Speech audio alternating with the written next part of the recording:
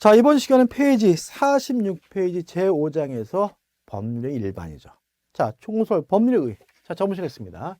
자, 법률의 의가 뭐냐? 의사표시가 들어있는 적법행위가 법률의 의고요. 효과는 무엇에 의해서 결정됩니까? 의사표시에서 결정되는 거죠. 그럼 이제 2번. 법률의 의와 의사표시. 이제 이해되실 거예요. 자, 기본적인 내용은 뭐겠습니까? 의사표시가 있어야지만 법률행위다. 왜냐하면 의사표시가 없으면 준법률행위니까. 조심할 것은 법률행위가 되기 위해서 반드시 의사표시가 있어야 되지만 의사표시만으로만 구성된 것은 아니라는 거 주의하시기 바라고, 또 효과는 무엇에 의해서 결정됩니까? 의사표시에 의해서 결정되니까 의사표시가 무효면 법률행위도 무효가 되고 의사표시가 취소되면 법률행위도 취소가 되는 거죠. 다시 말하면 의사표시가 들어있는 적법행위가 법률행위고요. 법률의 효과는 무엇에 의해서 결정됩니까? 의사표시. 원하는 바에 따라 그 효과가 결정이 되는 거죠. 자, 47페이지 보시면 법률의 요건이 나와요. 일단 법률행위가 성립하기 위해서 어떤 요건이 필요한가? 일단 우리가 하나는 알아요. 반드시 뭐가 있어야 됩니까? 의사표시가 있어야 되네요. 왜요? 의사표시가 들어있는 적법행위가 법률행위니까요. 그 다음에 우리가 의사표시는 뭐예요? 원하는 바, 바라는 바를 밖으로 표시하는 거잖아요. 그러면 이것이 의미가 있으려면 원하는 사람이 있어야 되겠죠. 그래서 원하는 사람, 당사자가 있어야 되는 거죠. 또 이런 것도 의미가 없겠죠. 나 지금 무척 원해. 이런 것도 실제로는 뭐가 없습니까? 의미가 없는 거죠. 따라서 이것이 의미가 있고 성립하려면 뭘 원하는지가 있어야 되겠죠. 다시 말하면 원하는 바, 목적이 있어야 되겠죠. 따라서 법률행위가 성립되기 위해서는 당사자, 의사표시, 목적이 있어야 됩니다. 이걸 우리가 일반 성립 요건이라고 하는 거죠. 근데 문제는 특별 성립 요건이에요. 자, 법률행위가 성립하기 위해서 특별 성립 요건으로서 여러분들이 꼭 머릿속에 떠올려야 될 개념이 뭐냐면 요물계약이라는 개념입니다. 자, 요물계약이란 계약이 성립되기 위해서 일정 행위나 물건이 요구되는 계약을 우리가 요물계약이라고 해요. 따라서 요물계약에서 요구하고 있는 그 물건이나 행위는 뭐가 되는 거죠? 계약, 법률행위의 성립 요건이 되는 거죠. 그래서 우리가 기초 강의할 때 요물계약의 종류를 우리가 했습니다. 요물계약에 뭐가 있습니까?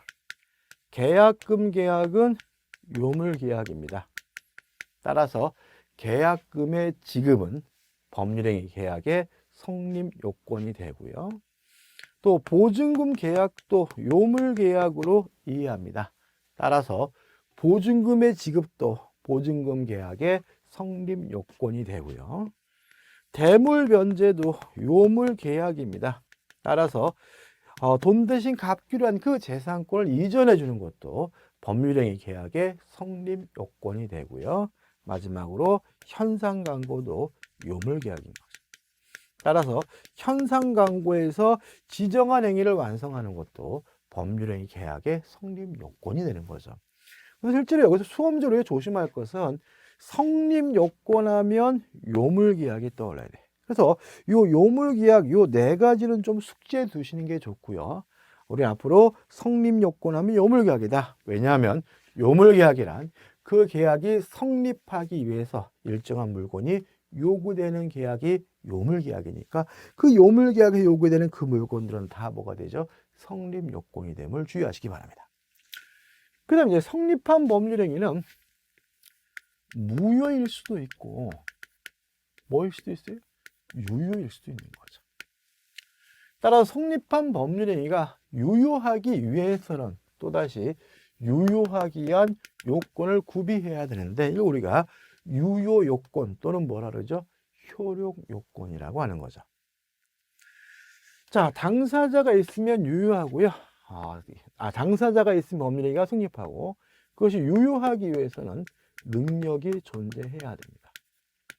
자, 이 부분은 이제 시험 범위가 아니기 때문에 기초 강의 때 다른 곳을 끝나게 되는데, 따라서 능력이 없으면, 권리 능력이 없거나 의사 능력이 없으면 그 법률행위는 유효가 아니라 무효고요. 또 제한 능력자가 법률행위를 했다면 뭐 할 수 있는 거죠? 취소할 수가 있는 거죠. 그 다음에 의사표시가 있고 이것이 유효하기 위해서는 의사와 표시가 합치돼야 되고요. 이 의사가 형성되는 과정에서 하자가 없어야 되거든요. 이 부분은 굉장히 중요하겠죠. 그래서 우리가 의사표시라는 부분에서 따로 하루 종일 요 공부해야 될 부분이 건 뒤에서 공부할 거란 거죠. 자, 목적이 있고 이것이 유효하기 위해서 목적이 확정될 수 있고 가능하고 적법하고 사회적 타당성이 있어야 되는데, 이 부분은 오늘 좀 우리가 다룰 거다 이거죠. 이것도 이제 오늘 할 거예요.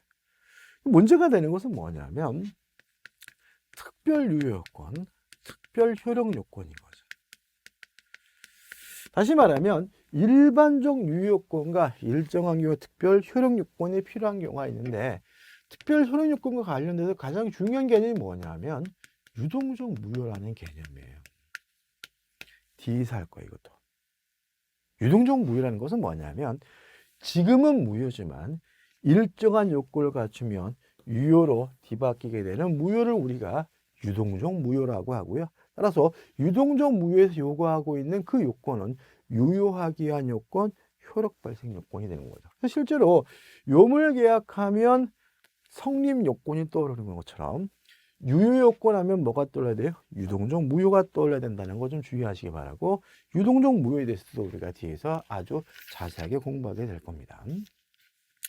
자, 49페이지일까요? 자, 49페이지 오시면 대표 예제가 나와요. 법률행위의 효력이 발생하기 위한 요건이 아닌 것은 이렇게 나오죠. 그러면 효력 요건이 아닌 것은 뭘 찾으라는 얘기죠? 성립 요건을 찾으라는 얘기고요. 성립 요건 하면 뭐가 떠올라야 돼요? 요물계약. 그러니까 이런 경우에는 요물계약을 찾으면 돼야 돼요. 3번. 계약금 계약에서 계약금의 지급이죠. 계약금 계약은 요물계약이니까 계약금 계약에서 계약금의 지급은 유효 요건이 아니라 성립 요건이므로 답이 뭐죠? 3번이 되는 거죠. 자, 이제 2절 법률행위 종류입니다. 단독행위, 계약, 합동행위가 있는데 우리 공인중개사 시험에서는 법률행위 종류하면 단독행위와 계약 두 가지만 생각하시면 돼요. 자, 이런 문제입니다.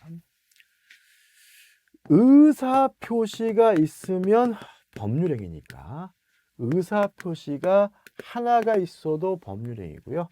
의사표시가 두 개 있어도 법률행위인데 하나만 있으면 성립하는 법률행위는 우리가 단독행위라고 하고요.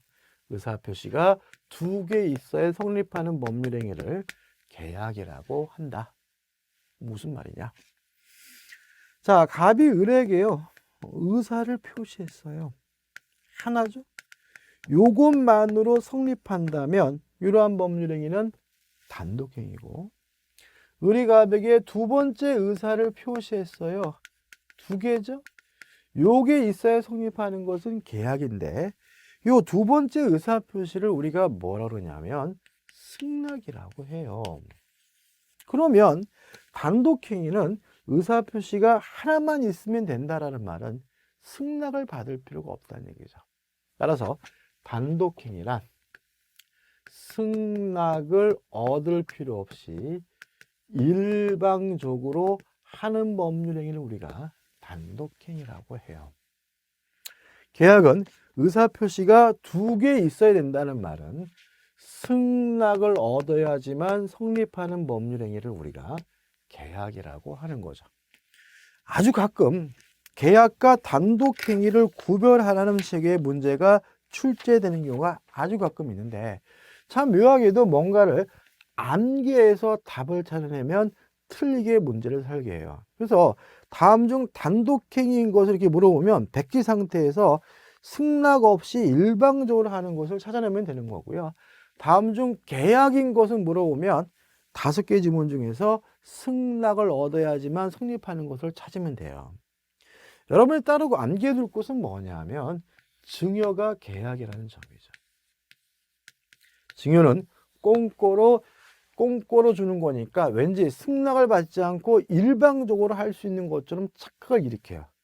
근데 법적으로는 증여는 계약이고 계약이기 때문에 상대방으로부터 승낙을 얻어야지만 성립하게 된다는 거 좀 주의하시기 바랍니다. 조금만 더 보는데 계약은요 자유롭게 할 수 있어요. 이걸 우리가 계약 자유의 원칙이라고 해요. 왜 계약은 자유롭게 할 수 있냐면 어차피 승낙을 받아서 하는 거니까요. 단독행위는 자유롭게 못해요. 단독행위는 법에 규정되어 있는 경우에만 할 수 있는데 이걸 우리가 단독행위 법정주의라고 해요. 왜요? 단독행위란 승낙을 받지 않고 일방적으로 하는 것이니까 만약에 자유롭게 한다면 상대방이 피해를 보겠죠. 따라서 계약은 어차피 승낙을 얻어서 하는 거니까 자유롭게 할 수 있다. 계약 자유 원칙. 단독행위는 승낙을 받지 않고 일방적으로 하는 것이기 때문에 자유롭게 하지 못한다. 이게 뭐죠? 단독행위 법정주의가 되는 거죠. 계약은요, 조건도 붙일 수 있고 기한도 붙일 수 있어요. 왜요? 어차피 상대방으로부터 승낙을 얻어서 하는 거니까요. 단독행위는 원칙적으로 조건 붙일 수 없고요. 기한 붙일 수가 없습니다. 왜요? 승낙을 받지 않고 일방적으로 하는 거니까. 그래서 우리가 나중에 조건과 기한을 공부하면서 단독행위는 원칙적으로 조건이나 기한을 붙일 수가 없다. 이걸 공부하거든요. 이유가 뭐예요? 단독행위란 승낙을 받지 않고 일방적으로 하는 것이기 때문에 그런 거죠. 자, 근데 이 단독행위가 둘로 나누고 있어요. 교재 보시면. 상대방 있는 단독행위와 상대방 없는 단독행위로 나뉘고 있고요. 나누는 기준은 뭐냐면 그 일방적 의사표시가 상대방에게 도달은 돼야 성립하는 법률행위를 단독행위를 상대방 있는 단독행위라고 하고요. 동일한 승낙을 받을 필요가 없고 상대방의 그 의사표시를 도달시킬 필요가 없는 경우 우리가 상대방 없는 단독행위라고 합니다. 자, 교재 상대방 있는 단독행위 예가 나와요. 자, 볼까요? 동의.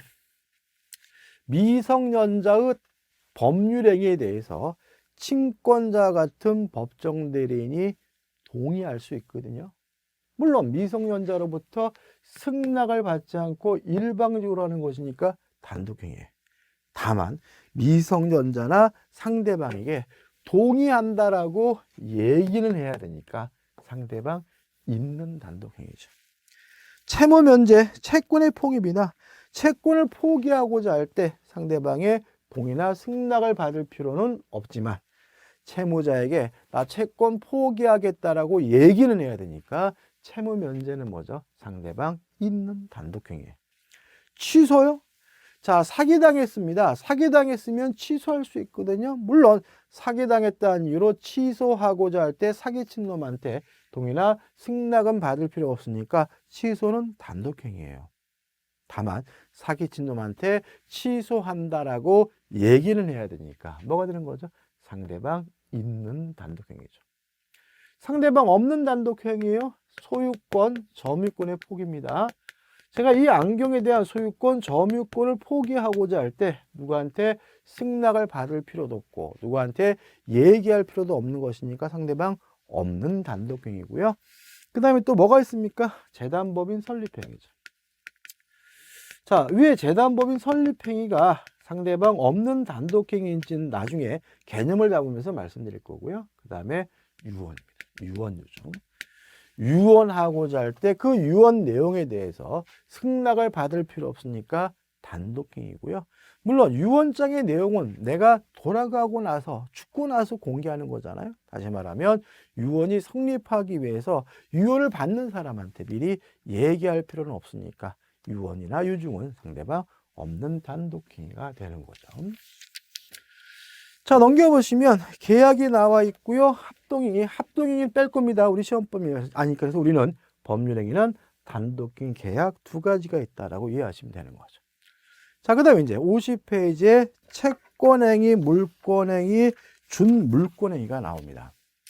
자, 이 부분은 우리가 그 개념이 좀 혼란스러울 수 있어요. 왜냐하면 학설이 대립되어 있기 때문에. 우리가 학설이 대립되어 있고 혼란스러운 부분은 우리는 객관식 문제를 풀어야 되니까 뭘 선택해서 가장 이해하기 쉽고 간명한 것을 선택하시면 돼요. 어차피 모든 학설은 다 맞는 거거든요. 자, 이런 얘기입니다. 채권행위와 처분행위로 나뉩니다. 처분행위는 또다시 물권행위와 그 다음에 준물권행위로 나뉩니다. 개념은 이렇게 이해하시면 돼요. 채권을 발생시키는 법률행위를 우리가 채권행위라고 한다. 처분행위에서 물권행위죠. 물권을 변동시키는 행위를 우리가 물권행위라고 해요. 그러면 준물권이라는 말은 물권에 준한다는 말은 물권이 아니라는 얘기예요. 그래서 물권 이외의 권리죠. 물권 이외의 권리를 변동시키는 것을 우리가 준물권행위라고 해요. 자, 다시 한번요. 채권을 발생시키는 법률행위는 채권행위, 물권을 변동시키는 행위는 물권행위, 물권 이외의 권리를 변동시키는 것은 준물권행위입니다. 얘들이 굉장히 많을 수가 있는데 오늘 제가 설명드린 예만 기억하시고 이해하시면 돼요. 갑이 자신이 소유하는 부동산에 대해서 을과 만나서 매매 계약을 했습니다. 그러면 갑은 을에게 매매 대금을 달라고 요구할 수 있는 채권을 가지게 되고요. 을도 건물을 넘겨달라고 요구할 수 있는 채권을 갖게 되는 거죠. 그러면 매매 계약을 하면 갑에게도 을에게도 뭐가요? 채권이 발생하네요. 그럼 이 매매 계약은 뭐가 되는 거죠? 채권행위가 되는 거죠. 왜요? 채권행위란 채권을 발생시키는 법률행위니까. 갑이 을에게 이전 등기를 해줬어요. 그러면 갑이 가지고 있던 소유권이 누구한테요? 을한테 넘어오죠. 소유권이 변동이 되죠. 물권이 변동되죠. 그럼 이전 등기가 뭐가 되는 거죠? 물권행위가 되는 거예요.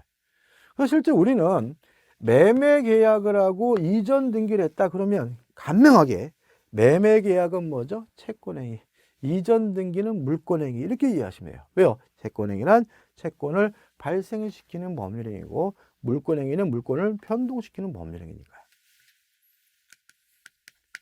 을이 갑에게요 1억 원을 빌려줬어요. 그러면 을은 갑에게 1억 원을 달라고 요구할 수 있는 채권을 갖겠죠. 그러면 1억 원을 빌려주는 이 행위는 을에게 무엇을요? 채권을 발생시켰으니까 이거는 뭐죠? 채권행위가 되는 거죠. 근데 을이 이 채권을 병에게 양도를 했습니다. 그러면 채권이 을에서 병으로 넘어가죠. 채권이 변동되죠. 채권이죠. 물권 이의 권리가 변동되는 것이니까 채권을 양도하는 것은 뭐가 되는 거죠? 준물권행위가 되는 거죠. 자, 1억을 빌려주게 되면 채권이 발생했다. 채권행위. 채권을 양도하게 되면 채권자가 바뀌죠. 채권이 변동이 되죠.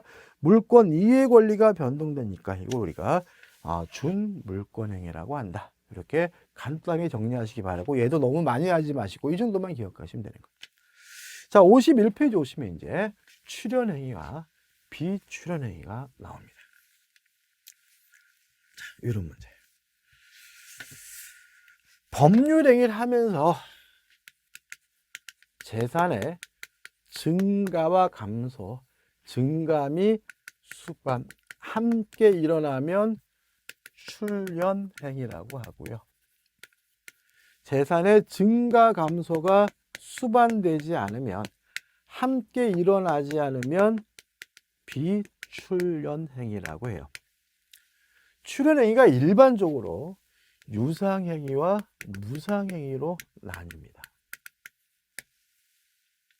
다시 말하면 유상행위는 출연행위, 무상행위는 비출연행위 이게 아니라 출연행위가 또다시 뭐라고요? 유상행위와 무상행위로 나뉜다는 점이죠.